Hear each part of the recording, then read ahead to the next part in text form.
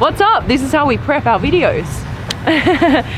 Rolling cars, moving them to a special location.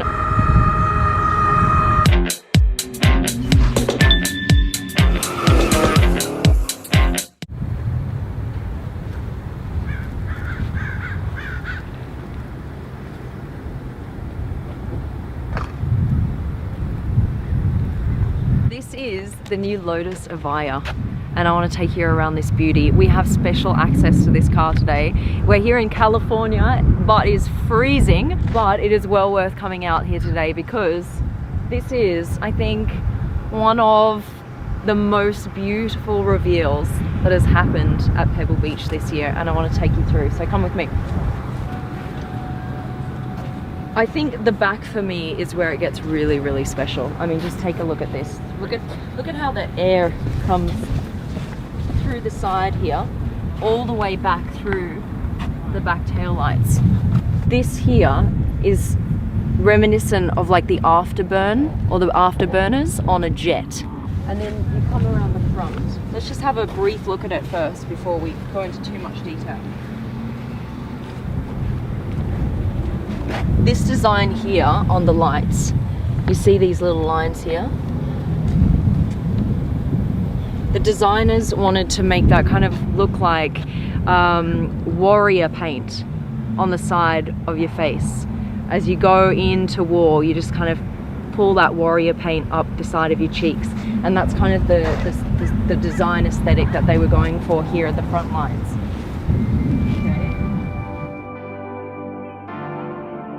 The cool thing is that when you open these doors, when this is actually fully in production, you're going to open the door from a button on the key fob. So there is no button here on the actual door. Lotus is back. It's back in the game. This is crazy. This is the most powerful production car in the world. Just think about that for a second. The most powerful production car in the world is a Lotus, and it's fully electric. Is going to produce 2,000 horsepower. This here is the charging port. See how cool that is? That just opens up like this. And this is a nice little plaque here, hand built in Britain by Lotus. This is actually where all the batteries are, right here. When you look at, say, for example, a Tesla, the batteries just, they lie flat along the bottom of the car like this. In this car, they've placed all the batteries, kind of stacked them one on top of each other in this area here. Means that this car is going to behave like a typical mid-engine sports car. So it's going to have the same kind of feel, the same kind of handling and maneuvering as a Lotus normally would. Just look how low you are here. You're almost like touching the road. You're sitting super low to keep that feel of driving a super lightweight sports car. Whereas if you had the batteries going along the bottom of the car like this, you'd be sitting up a good, like, probably this much higher than you would do otherwise. So it all adds to like that sporty feel and that sporty sensation when you're driving the car. They've got a motor on each of the wheels, so one here, two in the front, and each of the motors produce about the same amount of horsepower, so about 500 per motor. The Evija has some cool other little features. Here, this is going to be like a secret James Bond compartment. You just push that and that compartment will come out. So when you put it in reverse, what happens is the T here from the Lotus lights up. How cool is that little detail? You see this center line that runs through the driver's seat here? You can actually personalize this with whatever you'd like. So you can put, I don't know, your wife's name or your husband's name or your birth date or your wedding date so you don't forget it. You can put that here in this little center line, which is quite a nice little feature. Let's get in.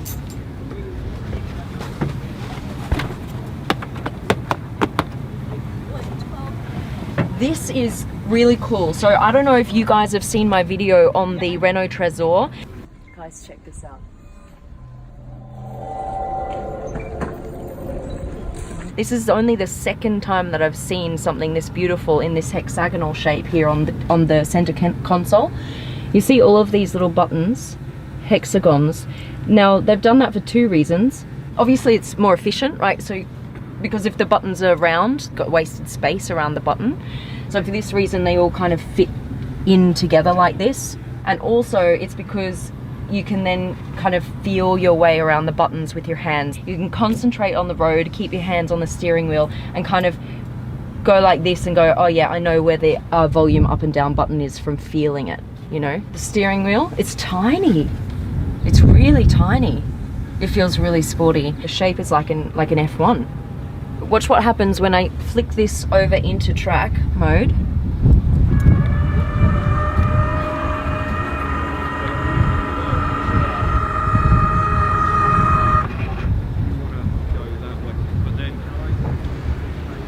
Pretty cool, huh? The wing comes up quite a long way, and also the, what are they called? DRS flaps? DRS flaps. It's getting too technical. Right. And you see the DRS flaps kind of come up as well, and it means you've got this massive amount of air filling those compartments at the back, and it just kind of sucks the car to the ground. Down here, these are really cool as well. I like these little design features, you know. I think that's really important in a car like this. When you're paying $2.5 million, it's not just about how fast it can go, it's about how you feel when you're in the driver's seat looking at all of these cool little features. You're like, yeah, that's why I paid $2.5 million. That's a cool design feature. This is a cool design feature. And you feel like you are validated in spending that kind of money. You know, you want to be surrounded in luxury and cool little features and things that people have spent time and effort on in the design and making of this car. What it has is a rear view camera here, and it's actually really high quality. Oh, there you go. Oh yeah, look. There's one there. Yeah. This one will come out, look. I can see your cap. As soon as you close this door, what happens is the camera goes on so you can see what's happening beside you. So the camera is actually here, and then it comes out. Look at that. Oh, now guys, that is cool. What? But I've never seen that before. When you're in normal road mode, will come out automatically when the door closes, but then when you're in track mode, it'll actually retract, go back in, so the car's super slick. Should we do this? Go for a drive? This is crazy. Freaking love this car. Like, I love the design so much. If I had the money right now, out of all of the cars that were revealed on the lawn yesterday, I would get this one. I honestly would. I'm so impressed by this. I think it's so sexy. I've never seen a back like this on a car before. I really haven't. Just keep that between you and me though, yeah? I don't want them to know how much I like it. This can be fully customized, and you can put in any kind of precious metals, gold, silver. You could even have the Union Jack in diamonds and rubies if you'd like. Also, the same goes for the Lotus symbol here. You can have this in gold or silver or whatever you would like. I think we're going to see a few of them around. Okay. There you go. So, I want to join you. Okay, come in, yeah. Look at the amount of space I have. Yeah, here that's with quite the a lot, legs. isn't it? Yeah, that's true. Huge. What's usually it goes all the way up. Yeah. Oh, look at that. It goes all the way through. Yeah. Huh. That's really cool. Yeah, and then you got the door opening buttons here. Door opening, yeah. World's first person to drive the new Lotus Evija. It's happening right now. Here we are. And then into drive. And away you go. Ready?